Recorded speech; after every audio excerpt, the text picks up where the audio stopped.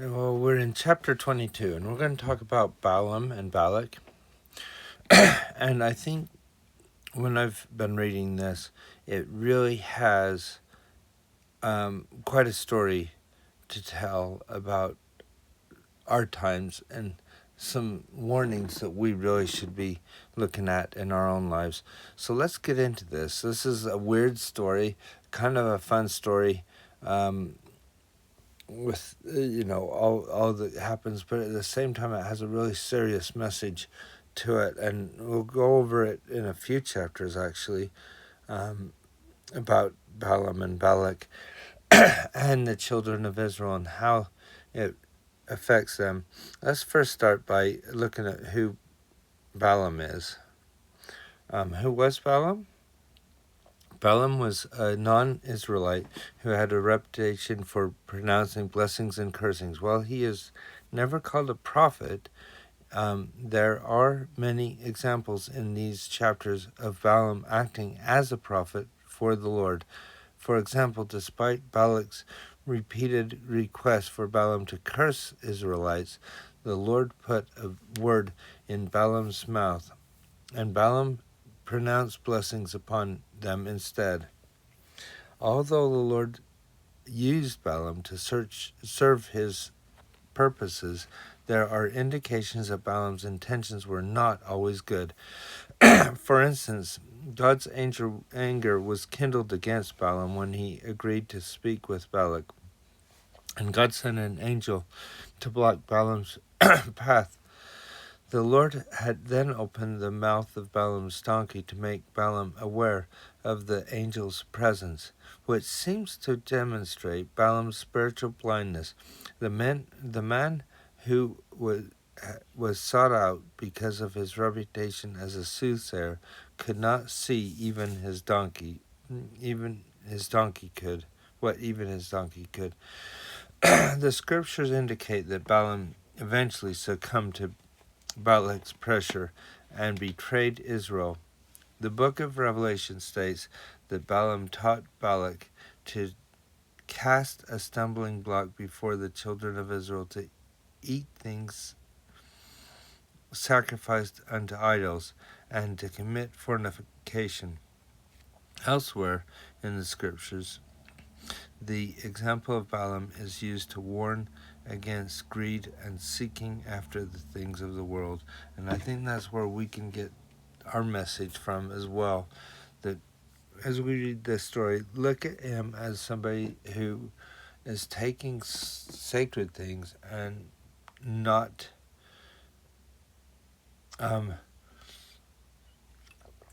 doing those things that they should because of something that they want otherwise. And it's a long chapter, so I'm just going to get into it. The children of Israel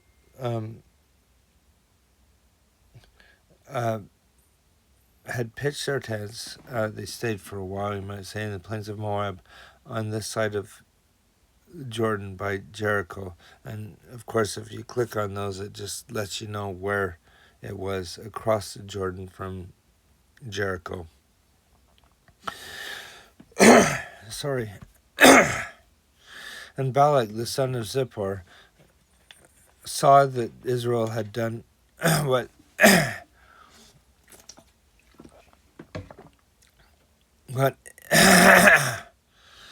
saw all that Israel had done to the Amorites. Sorry about the voice. And Moab was sore afraid of the people because they were many, and Moab was distressed because of the children of Israel. Moab said unto the elders of Midian, now shall this company lick up all that are around us, as ox licketh up the grass of the field. And Balak the son of Zippor was king of the Moabites at that time. And notice they're worried that they're just going to take everything, the food and everything, even if they are peaceful. He sent messages, therefore, unto Balaam the son of Beor to Pethor, which is by the river of the land of the children of his people to call him, saying, Behold, there is a people come out of Egypt. Behold, they cover the face of the earth, and they abide over against me. Come now, therefore, and I pray thee, curse me this people, for they are too mighty for me. Peradventure I shall prevail, that we may smite them, that I may drive them out of the land. For I know, I think that's no. No, not. Know that he whom thou blessest is blessed, and him thou curses is cursed. So he's got a reputation there. And for some reason he does have the Lord speak to him, but he is kind of just a mercenary of sorts. And the elders of Moab and the elders of Midian departed with the rewards of divination in their hand. In other words, what they're going to pay him to do these things. And they came to Balaam and spake unto him the words of Balak. And he said unto them, Lodge here this night, and I will bring you word again, as the Lord shall speak unto me. And the priests of Moab abode with Balaam. And God came to Balaam and said, What men are these with thee? And Balaam said unto God, Balak the son of Zippor, king of Moab, sent unto me, saying, Behold, there is a people come out of Egypt, which covereth the face of the earth. Come now and curse me them. Peradventure I shall be able to overcome them and drive them out. And God said unto Balaam, Thou shalt not go with them. Thou shalt not curse the people, for they are blessed. And Balaam rose up in the morning and said unto the princes of Balak, Get you unto the land, for the Lord refuseth to give me leave to go with you. And the prince, so he's doing what the Lord said. He says, I'm not going. And the princes of Moab rose up, and they went to Balak and said, Balaam refuses to come with us. And Balak sent yet again princes more and more honorable than they. Think about this and the story of, sorry, I'm thinking of the name, Amulon. The story in the Book of Mormon. Some things go out of my mind sometimes. Of being on the hill and asking the leader of the armies to come up and meet him. And he asks several times, and each time he kind of gives him a different deal to try to entice him to do what's wrong. And I think this is the same with Balak. He's enticing him to do something more, and Balaam's just thinking, well, it won't hurt if I at least go and listen. Think about what he's doing. He's giving in a little bit at a time, rather than saying, well, the Lord says this, I'm not going to do it. And the reason why I'm not going to do it is because I love the Lord more than this. He's not doing anything really wrong here, except the Lord told him not to. And they came to Balaam and said unto him, Thus saith Balak the son of Zippor, Let nothing, I pray thee, hinder thee from coming unto me, for I will promote thee unto great honor, and I will do whatsoever thou sayest unto me. Come therefore, I pray thee, curse me this people. And Balaam answered and said unto them, said unto the servants of Balak, If Balak would give me his house full of silver and gold, I cannot go beyond the word of the Lord my God to do less or more. So he's saying, well, he can offer all he wants, but I can't do it because of the Lord. Therefore I pray unto you, tarry ye also here tonight, that I may know what the Lord will say unto me more. So he wants to press it a little bit and say, well, they do want this. And God came to Balaam that night and said unto him, if the men come to call thee, rise up and go with them. But yet the word which I shall say unto thee, that thou shalt do. So if you do go with him, then you need to make sure that you do what I say to do. But the Lord knows his heart as well. And Balaam rose up in the morning and saddled his ass and went with the princes of Moab. And God's anger was kindled against him because he went. Remember, he told him first not to go. Remember also when Joseph Smith asked about the sending the manuscript with Martin Harris, and he asked 3 times, and by the 3rd time the Lord said, okay, but he still did it anyway. I mean, he let him go and do it. So this is sort of the same thing that's happening here. And the angel of the Lord stood in the way for an adversary against him.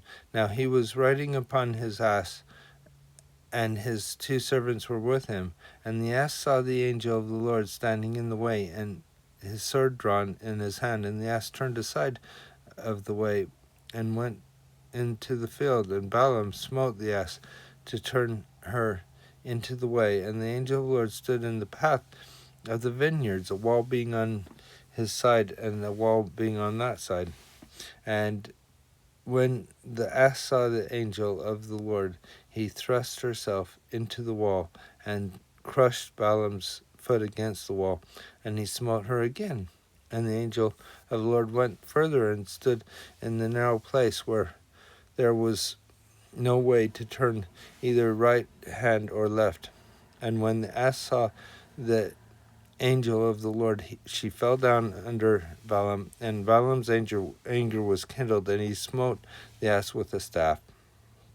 And the Lord opened the mouth of the ass, and she said unto Balaam, What have I done unto thee, that thou hast smitten me these 3 times?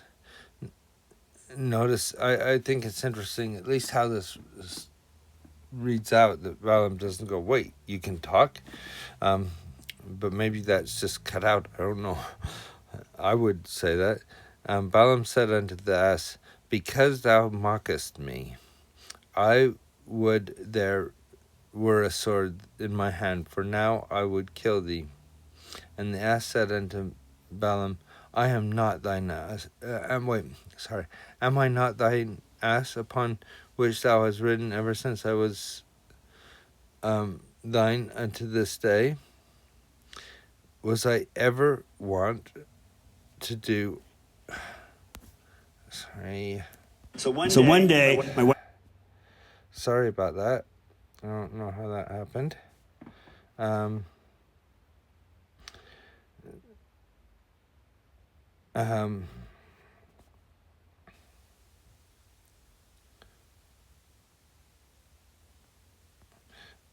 really sorry about that, but I just keep going with this. I ever want to do so unto thee? And he said, Nay.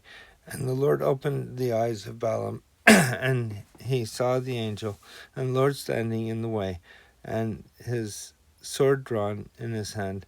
And he bowed down his head, and fell flat on his face. And the angel of the Lord said unto him, Wherefore hast thou smitten thine ass these 3 times? Behold, I went out to withstand thee, because thy way is perverse before me. So the Lord keeps telling him, well, don't go. I'll let you go, but you shouldn't go. And yet he still does. And the ass saw me and turned from me 3 times. Unless she had turned from me, surely I also had slain thee and saved her alive. And Balaam said unto the angel of the Lord, I have sinned, for I knew not that thou stoodest in the way against me. He should have known if he was listening to the Spirit. Now therefore, if it displease thee, I will get me back again. And the angel of the Lord said unto Balaam, Go with the men, but only the word that I shall speak unto thee, that thou shalt speak. So Balaam went with the princes of Balak. And when Balak heard that Balaam was come, he went out to meet him in the city of Moab, which was in the border of Arnon, which is the uttermost coast or border. And Balak said unto Balaam, Did I not earnestly send unto thee to call thee? Wherefore camest thou not unto me?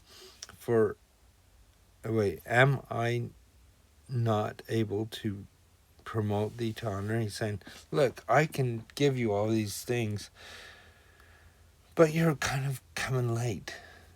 Should I even pay you for this sort of lateness that you're doing? You're not being very professional, is what he's trying to tell him. And Balaam said unto Balak, Lo, I am come unto thee. Have I now any power at all to say anything? The word that God putteth in my mouth, that shall I speak. And Balaam went with Balak, and they came to Kirjath Huzoth. And Balak offered the oxen and sheep, and sent to Balaam and to the princes that were with him. So he's getting his price for coming. And it came to pass on the morrow that Balak took Balaam and brought him unto the high place of Baal. So right there, he's already going to another god, and thence he might see the utmost part of the people. So it's a high place, but it is a place for worshiping Baal. But it sounds like he can actually see the land from it, so it must be a good ground to see everything. Anyway, a lot in there, and we're going to find out what happens with Balak tomorrow.